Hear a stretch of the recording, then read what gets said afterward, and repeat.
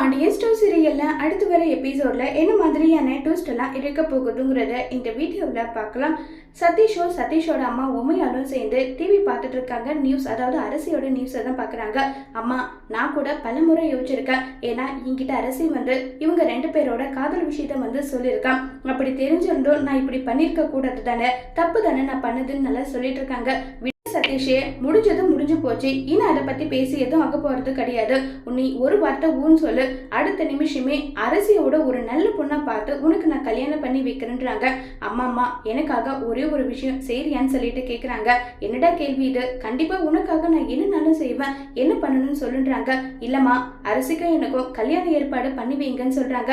டே சதீஷ், அதெல்லாம் சரிப்பட்டு வராதுடா. முடிஞ்சு போன விஷயத்த மறுபடியும் பேசிட்டு என்ன ஆக போகுது, விடு சதீஷ்ன்றாங்க. எனக்காக ப்ளீஸ், எனக்காகன்றாங்க. சதீஷ், நாங்க முதல்ல அவங்க கிட்ட நிறைய விதமா பேசிட்டோம். சரி, நீ இந்த அளவுக்கு கேட்கறதுனால நான் வேணும்னா உனக்காக ஒரே ஒரு வாய்ப்பு தரேன். முதல்ல நான் உன் அப்பா கிட்ட பேசி பாக்குறேன். உன் அப்பா இதுக்கு சரின்னு சொன்னாருன்னா வேணும்னா அதை பத்தி பேசி பாக்குறதுக்கான முயற்சி எதுவும் அதை நான் எடுக்கிறேன்னு சொல்லிடுறாங்க உண்மையால். அடுத்த நாள் காலையில் ஆகுது. நம்ம கதிர் ராஜி கிட்ட பேசிட்டு இருக்காங்க. அப்ப ராஜி கிட்ட கதிர் கிட்ட ராஜி சொல்றாங்க, நீ என்ன பிடிச்சிருக்குன்னு சொன்னதானேன்னு சொல்லிட்டு உடனே கதிர் டீஸ் பண்ற மாதிரி பேசுறாங்க. நான் எப்ப சொன்னேன் பிடிச்சிருக்கு, நல்லா நான் உன்னை சொல்லவே இல்லைன்னு சொன்னதும் உடனே ராஜி அங்கிருந்து கோச்சிட்டு போற மாதிரி போறாங்க. குமாரோட ட்ராக்கை காட்டுறாங்க. குமார் உட்காந்து ஃபீல் பண்ணிட்டு இருக்க அந்த இடத்துக்கு அப்பதான் வராங்க. குமார், உன் அப்பனும் உன்னுடைய பெரிய பொண்ணும் பேசிட்டு இருக்கிறதெல்லாம் நீ பெருசாலாம் எடுத்துக்காத.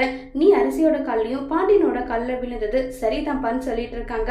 அப்பதான் நான் தப்ப உணர்ந்துட்டேன். நானும் அரசியும் திருந்தி வாழ்றதுக்கு எனக்கு ஒரு வாய்ப்பு கிடைக்காத அப்பதான் சொல்லிட்டு கேக்குறாங்க.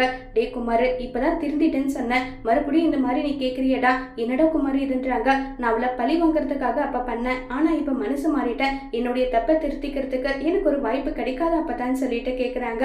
இல்லடா குமார், அதுக்கெல்லாம் வாய்ப்பே கிடையாது. அந்த பொண்ணு நிம்மதியா சந்தோஷமா வாழணும்னு ஆசைப்படுது.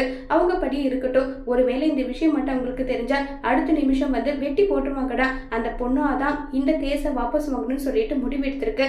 அந்த முடிவு அப்படியே இருக்கட்டும், இதோட விட்டுருக்குமாருன்னு சொல்லிட்டு எல்லாம் இருக்காங்க. அப்பதான் அரசி மேல எனக்கு உயிரா இருக்கு. நான் பண்ணது தப்புக்கான பிராயச்சித்தமா நான் இதை பண்ணணும்னு நான் நினைக்கிறேன்னு எல்லாம் சொல்லி ரொம்பவே வருத்தப்பட்டும் ஃபீல் பண்ணி பேசிக்கிட்டு இருக்காங்க. அடுத்ததான் நம்ம பாண்டியன் வீட்டுல எல்லாரும் உட்கார்ந்துட்டு இருக்காங்க. அப்ப பயந்துகிட்டே வராங்க. என்னாச்சுன்னு சொல்லிட்டு பாண்டியன் கேக்குறாங்க. அதுதான் உங்களுடைய அக்கா வந்திருக்காங்கன்னு சொன்னதும் உமையால் வீட்டுக்கு வராங்க. வாங்கக்கா உட்காருங்கன்னு சொல்றாங்க. நடந்து முடிஞ்சு போச்சு, இனி அதை பத்தி மாத்த முடியாது. சதீஷ்க்கும் கல்யாணம் பண்ணலாம்னு சொல்லிட்டு நான் முடிவு எடுத்திருக்கேன் பாண்டியா, நீ என்ன சொல்ல வரேன்னு சொல்லிட்டு கேக்குறாங்க. இதை கேட்ட அரசி பாண்டியன் குடும்பத்துல இருக்க எல்லாருமே பயங்கரமா ஷாக் ஆகுறாங்க. இப்ப பாண்டியன் என்ன முடிவு எடுக்க போறாங்க, அரசிக்கும் சதீஷ்க்கும் கல்யாணம் நடக்குமா இல்லையாங்கிறத வரப்போற எபிசோட்ல வெயிட் பண்ணி பார்க்கலாம். தேங்க்யூ.